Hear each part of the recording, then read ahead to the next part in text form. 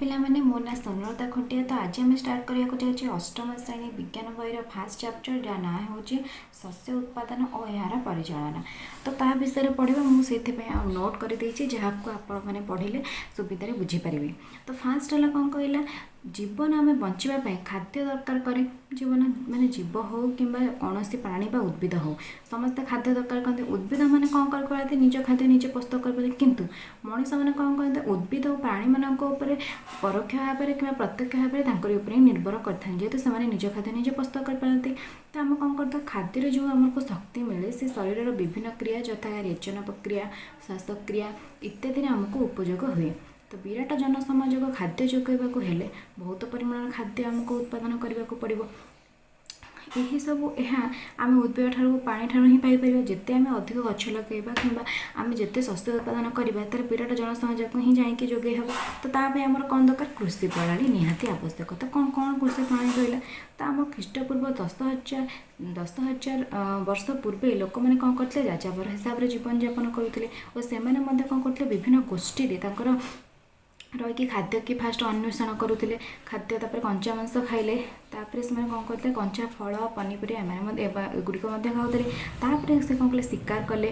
ତାପରେ ସେମାନେ କ'ଣ ଜାଣିଲେ କି କେମିତି ଜମିରେ ଚାଷ କରାଯାଏ। ତ ସେମାନେ ଚାଷ କରିବା ମଧ୍ୟ ଶିଖିଗଲେ। ତ ଏଇଥିରୁ ଜଣାପଡ଼ିଲା କି ସେମାନେ କେମିତି କୃଷିର ଫାଷ୍ଟ ବ୍ୟବହାର କଲେ। ତ ସେଥିରୁ ଆସିଲା ଫାଷ୍ଟ ଫସଲ କାହାକୁ କୁହାଯାଏ। ତାହେଲେ କୃଷି ପ୍ରଣାଳୀରେ ଫାଷ୍ଟ ଆସିଲା ଫସଲ କାହାକୁ କୁହାଯାଏ, କୌଣସି ପ୍ରକାର ଗୋଟେ ଉଦ୍ଭିଦ ଯଦି ଗୋଟିଏ ସ୍ଥାନରେ ଉତ୍ପାଦନ ଓ ଅଧିକ ମାତ୍ରାରେ ସେଇଟାକୁ ଚାଷ କରାଯିବ, ତେବେ ଯାଇ ତାକୁ ଆମେ ଫସଲ ବୋଲି କହିପାରିବା।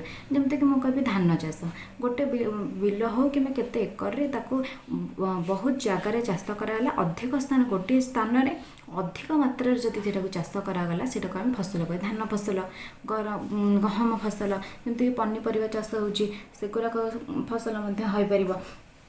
ଏମାନଙ୍କୁ ସବୁ ଫସଲ କରେ। ତାହେଲେ ଆମେ ବି ଜାଣିଛୁ ଭାରତ ହେଉଛି ଆମର ଗୋଟେ କୃଷି ପ୍ରଧାନ ଦେଶ।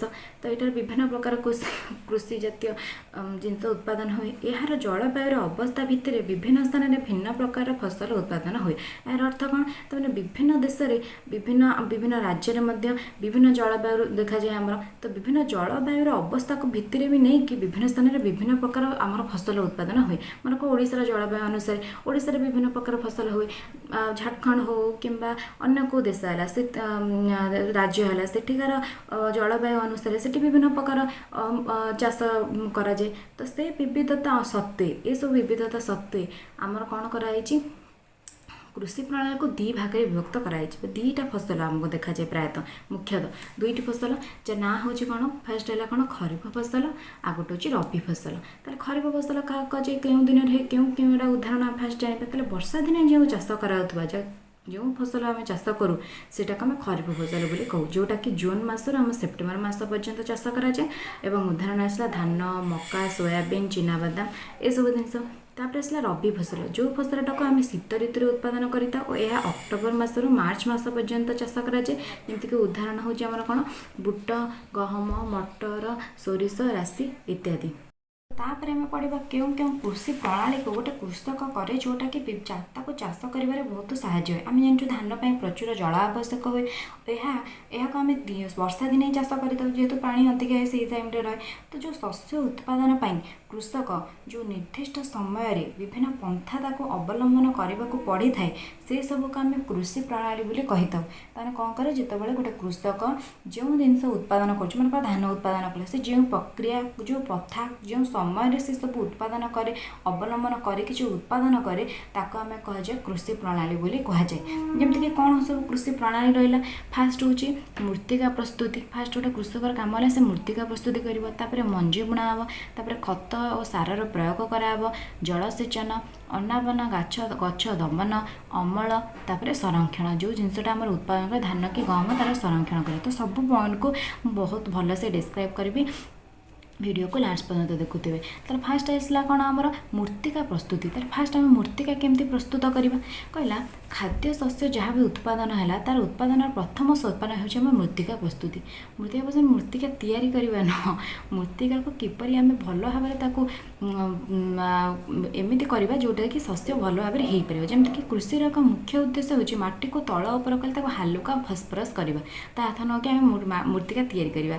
ତ କ'ଣ ହେଲା, ଏହାର ମୁଖ୍ୟ ଉଦ୍ଦେଶ୍ୟ ହେଉଛି माटी को तल उपर करा जहाँद्वारा कि माटीटा टिके हल्का हम और फस्फरस हम जहाँ फसफसिया हो जहाँद्वारा कि कृषि भल भाव में होपार यह फल कौन हुए यह फल हुए कि चेर मृत्तिका भितर गभीर को जाए गभीर को जीव और सहजरे श्वासक्रिया करिबारे साहाय्य मध्य करे।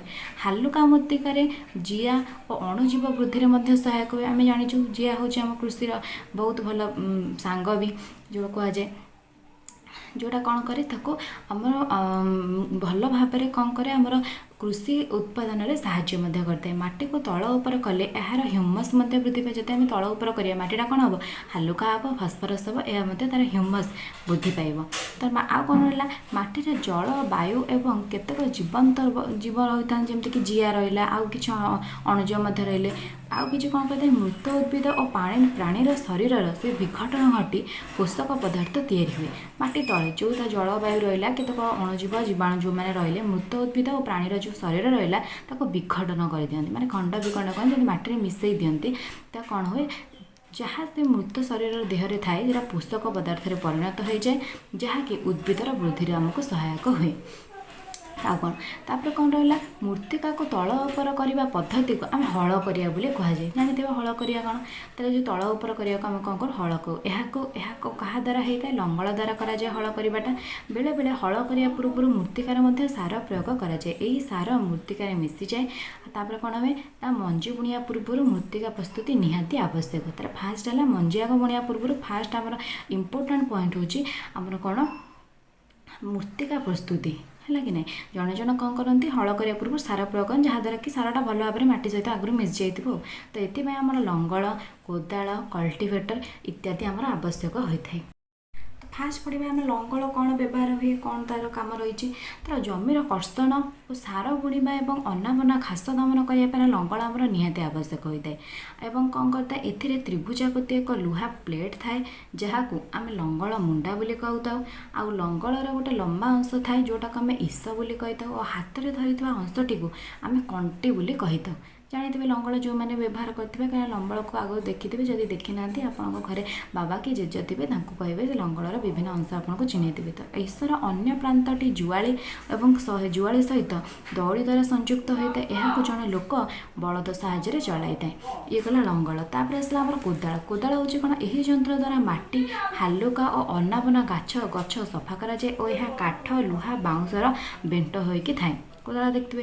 तापर आसला कल्टिवेटर कल्टिवेटर कहला आजिकल हल करने कल्टिवेटर व्यवहार करा जहाँद्वारा कि मजूरी और समय कम खर्च होती। भिडियोटी पसंद आए लाइक शेयर और सब्सक्राइब करेंगे। Thank you for watching.